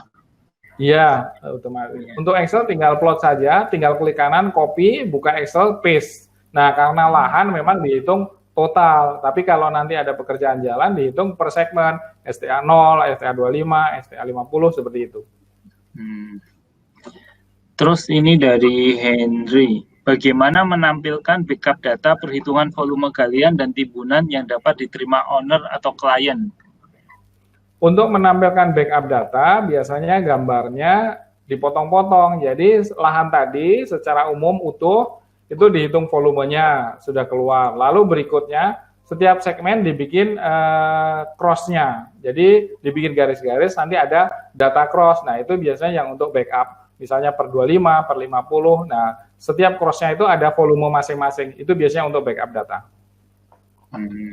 Dan itu kalau untuk pekerjaan ini, kita pekerjaan pemerintah gitu, Pak. Data itu langsung bisa diterima, Pak? Iya, tentunya di lapangan juga dibekali dengan data survei. Jadi data yang dikirimkan itu data survei, lalu walaupun lahan nanti bisa dibuat patok STA, data survei dilampirkan, nanti data gambarnya itu dikasih tulisan area STA segini, areanya segini, lalu di terakhir ada namanya backup dari Excel-nya itu, kumulatif berapa galian, berapa timbunan, seperti itu. Ya. Kan soalnya kalau di proyek-proyek pemerintah itu kan biasanya meminta kayak calculation sheet, perhitungan potongan gambar, perhitungan Ya, manual kayak gitu. iya betul. Seharusnya kalau ini kan lebih langsung tinggal ambil data dari Civil 3D udah langsung bisa ya Pak ya? Nah, masalahnya kadang kecanggihan teknologi masih berbenturan dengan hukum. Nah, hukumnya Ya. memang mengatakan bahwa harus ada backup, setiap potongan ditampilkan seperti itu. Jadi kesulitannya dari automatic kita harus output dimanualkan lagi, seolah-olah ini dihitung manual seperti itu. Ya. Ya mungkin nanti Oke. kalau undang-undangnya bisa ada perubahan, mungkin bisa diupdate. Ya. Terus dari Rudi, apakah data GPS misal Garmin dapat dipakai sebagai data perencanaan? Bisa dengan catatan untuk preliminary karena GPS Garmin itu akurasinya sekitar 4 sampai 5 meter. Jadi hanya untuk data awal tracking atau mungkin data survei awal. Tapi untuk perencanaan detail desain harus menggunakan RTK atau total station atau water pass yang diterjunkan ke lapangan. Terus dari Pak Bambang Dwi, hasil outputnya dari Civil 3D apakah hanya seperti AutoCAD 2D? Karena visual permodelannya 3D-nya belum kelihatan di presentasi. Betul, karena Civil 3D peruntukannya untuk detail desain. Jadi kalau untuk permodelan preliminary dan 3D animasi, belajar InfraWorks. Jadi dia untuk pendamping Civil 3D. Bedanya apa Pak kalau InfraWorks itu dengan Civil 3D? Bedanya InfraWorks lebih mengedepankan visual, namun hasilnya kasar. Jadi ketika kita ketemu galian dan timbunan, tidak bisa membuat misalnya detail sampai dengan kaki slope-nya, kemiringan berapa banding berapa, lalu bench dan trap, dan lain-lain. Tapi kalau ini memang output-nya untuk gambar teknis, kalau Civil 3D. Oke. Ini dari Imam, apa perbedaan tiap seri Civil 3D dan seri berapa yang paling lama dan masih recommended digunakan untuk saat ini? Oke, saya tanya ulang, apakah ini versi student atau beli atau bajakan? Ya. Kalau versi student saat ini yang tersedia 2018 sampai 2021. Jadi dia menyediakan 4 tahun. Dan ketika nanti misalnya saya install sekarang, saya ambil 2018. 2021 itu sudah tersedia. Ketika nanti saya 2002, saya bisa install berikutnya terus. Itu tidak terputus seperti itu. Nah, kalau bajakan itu hampir semua versi ada. Kalau yang beli di toko resmi, dealer resmi, itu hanya versi tahun sekarang dan tahun mendatang, misalnya tahun 2020 atau 2021. Oke. Terus dari Pak Zainal, pada saat mengcopy surface-nya, lahan, apakah skalanya tidak mengalami perubahan dengan volume cut and fill-nya setelah di-copy file? Maksudnya pindah file. Ketika kita memindah file, memastikan bahwa sebelum kita memulai file baru, kita ketik unit bahwa satuannya sama, meter harus ketemu meter, lalu zonanya harus ketemu sama zonanya, sama persis. Oke, dari Pak Suharwanto, yang pertama, apakah bisa dihitung dari rencana potongan profil, contohnya profil jalan, kemudian dihitung volume cut and fill? Oke, kalau dari potongan profil tidak bisa, karena profil itu berupa as. Untuk membuat bisa menghitung, dari as harus di offset atau copy ke kanan ke kiri selebar, misalnya badan jalannya berapa. Ketika lebar badan jalan 7 berarti 3,5. Nah itu yang akan dihitung volume, karena volume adalah panjang kali lebar kali tinggi. Kalau hanya profil saja berarti baru panjang dan tinggi, belum ada lebar. Oke. Terus yang kedua, apakah bisa dibuat kontur Civil 3D dari Google Earth? Dan bagaimana penggabungan antara file dari Google Earth atau Mapper? Bisa. Jadi kita bisa langsung sedot dari Mapper, bisa import ke dalam Civil 3D.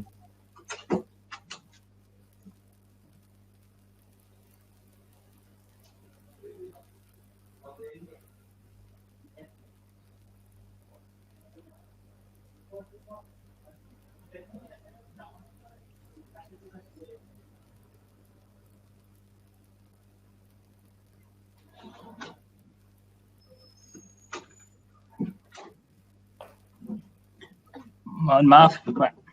Oh iya, Terus, silakan. ya. Terus bagaimana mengubah file yang dari satuan imperial ke satuan metrik? Apakah bisa disetting, di-convert secara otomatis?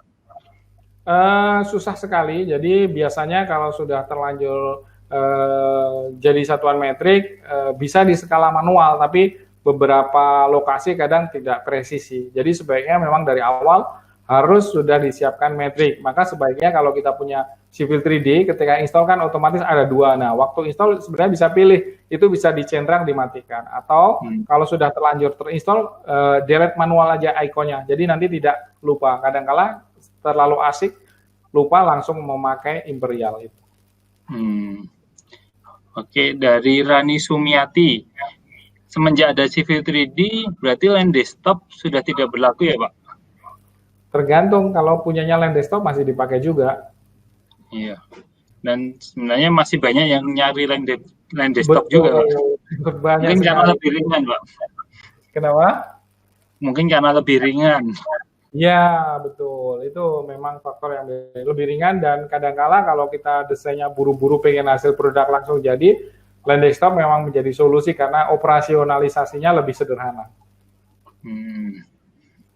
Terus dari Jansen Sutcliffe, apakah pakai DWG TrueView bisa buka file Civil 3D yang terbaru untuk di-convert ke versi yang lama?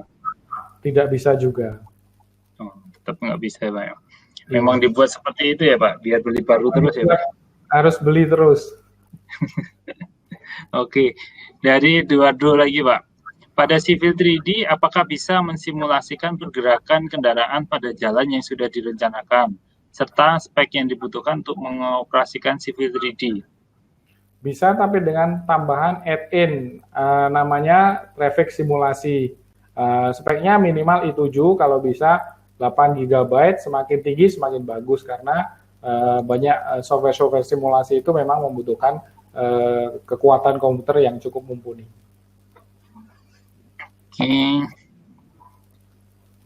Terus dari Andi Halim, saya ingin menanyakan fungsi dari cut factor dan fill factor dalam perhitungan volume galian dan timbunan. Oke, cut factor itu maksudnya ketika kita ngambil 1 meter kubik, itu dikembalikan dan dibayar, bisa saja dipadatkan dulu menjadi 0,9. Nah, itu tinggal kita masukkan angkanya saja, berapa persen pengembangan atau penyusutannya, seperti itu maksudnya. Oke, dari Pak Bambang Dwi lagi, dari Civil 3D apakah bisa diekspor langsung ke InfraWorks sehingga bisa langsung terlihat visual 3D-nya? Bisa, tapi kasar. Biasanya kita hanya memakai asnya saja, karena assembly di posisi Civil 3D dan InfraWorks itu sedikit berbeda. Terus kalau untuk tadi harus mensimulasikan gitu, apa tetap juga pakai Navisworks, Pak? Beda. Kalau Navisworks biasanya kaitannya sama Revit untuk simulasi. Tapi bisa juga untuk scheduling, tapi agak susah karena Civil 3D lebih bersifat tanah, untuk membuat layer per layer itu cukup sulit. Tapi kalau Navisworks yang terkait sama building, bangunan itu kayak blok-blok, misalnya pintu, dinding, itu mudah sekali mensimulasikan.